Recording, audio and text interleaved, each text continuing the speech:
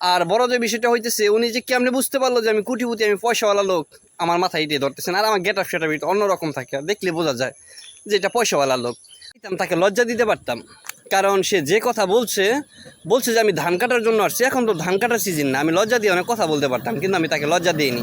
আমি উল্টা কী করছি, আমি তাকে হাতে টাকা ধরিয়ে দিছি কিছু খাওয়ার জন্য, আর যে টাকা বাঁচবে গাড়ি ভাড়া দিয়ে বাড়িতে চলে যেতে বলছি। আমি ইচ্ছে করে লজ্জা দিতে পারতাম, এটা আমার বিবেকে কাজ করেনি, এই কারণে আমি তাকে কোনো কিছু বলিনি।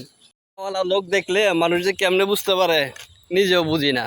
তো ব্যাপারটা হয়েছে কি, গেছি বাজার করতে, এখন বাজতেছে কয়টা, 5টা বাজতেছে।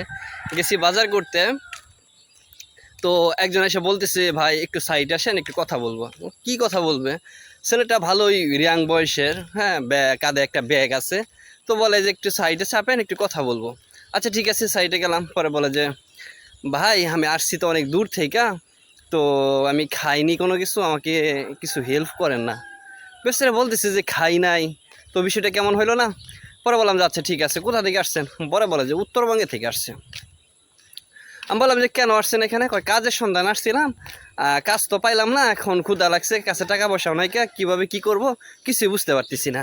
এটা কোনো কথা হইলো? আমার না কীরকম যেন ডাউট মনে হইতেছে, ফাটপার।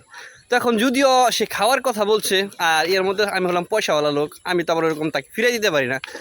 বললাম যে আচ্ছা ঠিক আছে, আপনি কি কাজে আসছেন? তখন তো মানে অবাক করা একটা কথা বললো যে আমি ধান কাটার জন্য আসছিলাম। এখন কি ধান কাটার সিজন? ধানে তো মাত্রই দেখেন, ধানে তো এখন মাত্র থোর বের হইতেছে, তাই না?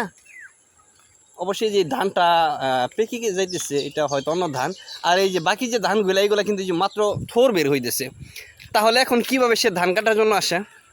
তো আমার অনেক সন্দেহ হইলো। তখন আর কোনো কিছু বললাম না, যদি বলতাম তাহলে সিলেটে লজ্জা হইতো।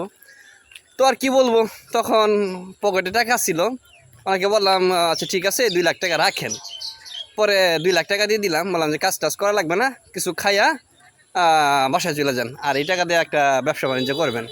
আর এটা আমি ভিডিও করি নাই, অনেকে আছে ভিউ কামানোর জন্য। ওই টাইমে যদি একটা ভিডিও হতো, অনেক হিট হতো। আমার ভিডিও তো অনেক ভিউজ টিউজ হয় না,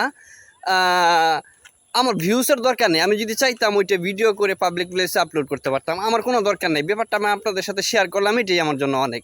হ্যাঁ, আমি ওই সব দিয়া ভিউ কামাতে চাই না, আমার ভিউর দরকার নেই। আমার যে কয়টা ভিউয়ার্স আছে, 4-5টা ভিউয়ার্স, সেটাই আমার জন্য অনেক।